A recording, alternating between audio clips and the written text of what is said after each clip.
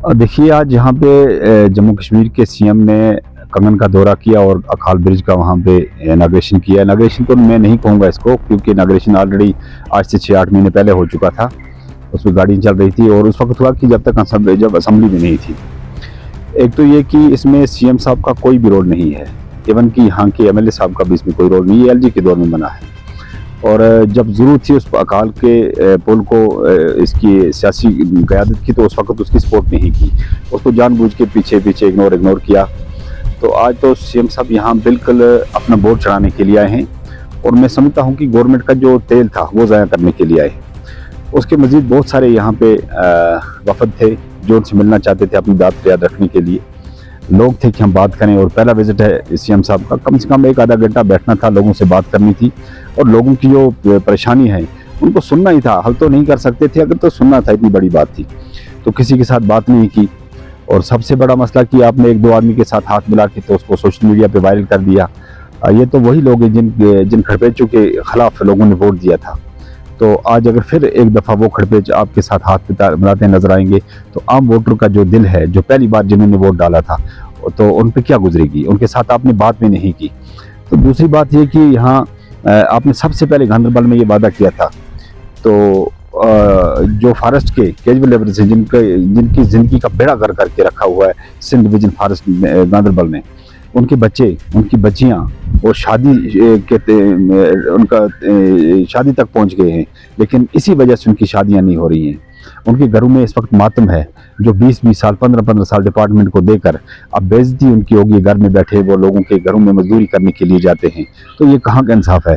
और उमर अब्दुल्ला साहब ने इस वक्त कहा था कि मैं कुर्सी संभालने से पहले इनका ये मसला हल करूंगा। ये 370 पे जंग थोड़ी थी जनाब, ये एक टेलीफोन करना था चीफ कंजर्वेटिव को कि इनको एंगेज करें, अपने इसमें डिपार्टमेंट में अपनी जगहों पर एंगेज करें और ड्यूटी दें, बस इतना ही करना था। तो आज ये वही सीएम साहब है जनाब जिसने गांधरबल के लोगों के सामने टोपी डाली थी, बल्कि गांधरबल के लोगों के पांव पकड़े थे कि मैं आपका काम करूंगा। तो पांव पकड़ के इस कुर्सी पे बैठ के आज यही काम कर रहे हैं। उन बेचारों की अभी तक 8 महीने हो गए सरकार को, उनकी बात तक भी नहीं की। सबसे पहले प्रायोरिटी में तो वही लोग रखने थे फॉरेस्ट वाले, जिनका इस वक्त घर बर्बाद हुआ है, अपनी पूरी सर्विस दे के वो घर में बैठे हैं। तो मुझे लगता है कि ये सरकार जो है सिर्फ लोगों को गुमराह कर रही है और लोगों के जो जज्बात है उनके साथ खिलवाड़ किया है, लोगों के सेंटिमेंट्स के साथ खिलवाड़ किया। मैं तो बाहर उस वक्त भी ये बोल रहा था कि नेशनल कॉन्फ्रेंस जो है इनका एक ऐसा तरीकाकार रहा है, ये लोगों को जज्बात में लाके तो फिर उसके बाद इनके साथ इस्तेसाल होता है और ये लगातार चल रहा है ये इस्तेसाल। तो आवाम भी अभी नहीं समझ रही है, हम लोग भी अभी नहीं समझ रहे हैं, उसी ट्रैक पे चल रहे हैं कि बार बार हम अपने आप का इस्तेसाल करते हैं और फिर उन लोगों के बहकावे में आ जाते हैं। अनफॉर्चुनेट मुझे नहीं लगता है कि कोई मसला हल होने वाला है। लोग दिन ब दिन परेशान है, बिजली का कोई मसला हल नहीं होता, बेरोजगारी का कोई मसला हल नहीं होता। ये पुलों पे आके तो ये लोगों को गुमराह करना है। जितना एलजी के दौर में डेवलपमेंट का काम हुआ जनाब, इतना 70 साल में कहीं नहीं हुआ। ये तो एलजी के दौर में बना हुआ। और खासकर शेख जवार साहब ने, मुझे पता है अगर आज हमारे सियासी रास्ते अलग हैं, लेकिन सच्चाई खुदा के सामने है।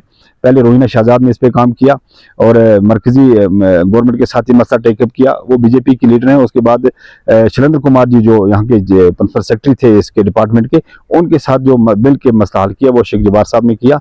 और फिर यहाँ के एग्जन साहब जो हैं आरएनबी के, उन्होंने अपना बड़ा रोल अदा किया, क्योंकि उनका शायद रिटायरमेंट होने वाली है।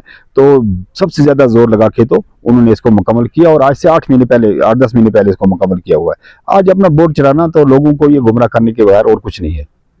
मजीद मुनफरिद और दिलचस्प वीडियोस के लिए हमारी YouTube चैनल जरूर सब्सक्राइब करें।